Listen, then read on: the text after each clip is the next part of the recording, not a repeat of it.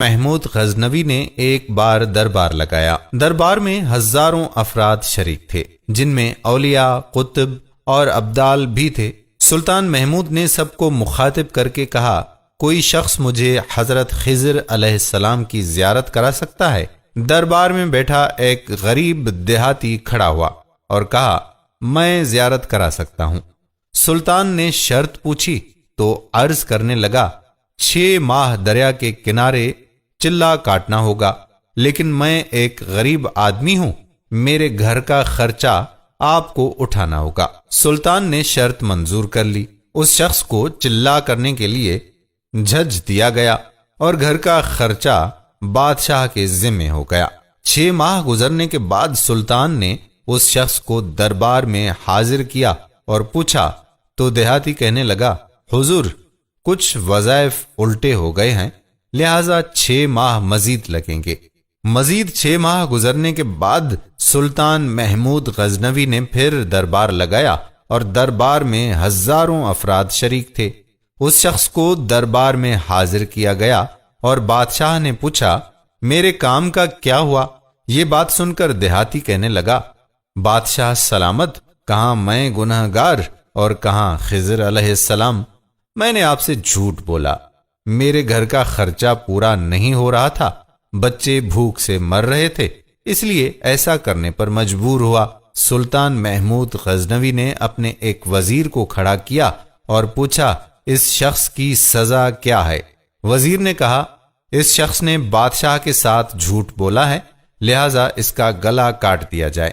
دربار میں ایک نورانی چہرے والے بزرگ تشریف فرما تھے۔ کہنے لگے، بادشاہ سلامت، اس وزیر نے بالکل ٹھیک کہا۔ بادشاہ نے دوسرے وزیر سے پوچھا، آپ بتاؤ۔ اس نے کہا، اس شخص نے بادشاہ کے ساتھ فراڈ کیا ہے، اس کا گلا نہ کاٹا جائے بلکہ اسے کتوں کے آگے ڈال دیا جائے تاکہ یہ ذلیل ہو کر مرے، اسے مرنے میں کچھ وقت تو لگے۔ دربار میں بیٹھے اسی نورانی چہرے والے بزرگ نے کہا، بادشاہ سلامت، یہ وزیر بالکل ٹھیک کہہ رہا ہے۔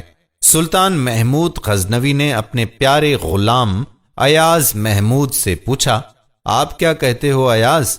ایاز نے کہا، بادشاہ سلامت، آپ کی بادشاہی سے 1 سال ایک غریب کے بچے پلتے رہے، آپ کے خزانے میں کوئی کمی نہیں آئی اور نہ ہی اس کے جھوٹ سے آپ کی شان میں کوئی فرق پڑا۔ اگر میری بات مانو تو اسے معاف کر دو، اگر اسے قتل کر دیا تو اس کے بچے بھوک سے مر جائیں گے۔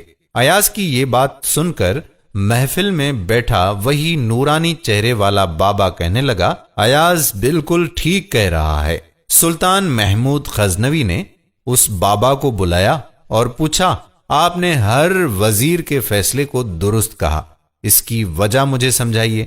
بابا جی کہنے لگا، بادشاہ سلامت، پہلے نمبر پر جس وزیر نے کہا اس کا گلا کاٹا جائے وہ قوم کا قصائی ہے، اور قصائی کا کام ہے گلے کاٹنا۔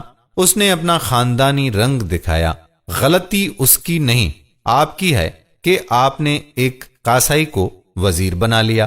دوسرا جس نے کہا اسے کتوں کے آگے ڈالا جائے، اس وزیر کا والد بادشاہوں کے کتے نہلایا کرتا تھا، کتوں سے شکار کھیلتا تھا، اس کا کام ہی کتوں کا شکار ہے، تو اس نے اپنے خاندان کا تعارف کرایا۔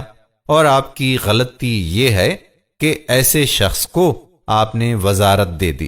جہاں ایسے لوگ وزیر ہوں وہاں لوگوں نے بھوک سے ہی مرنا ہے۔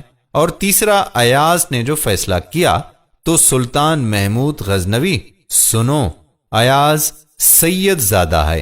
سید کی شان یہ ہے کہ سید اپنا سارا خاندان کربلا میں ذبح کرا دیتا ہے مگر بدلہ لینے کا کبھی نہیں سوچتا۔ سلطان محمود غزنوی اپنی کرسی سے کھڑا ہو جاتا ہے اور ایاز کو مخاطب کر کے کہتا ہے، ایاز، تم نے آج تک مجھے کیوں نہیں بتایا کہ تم سید ہو؟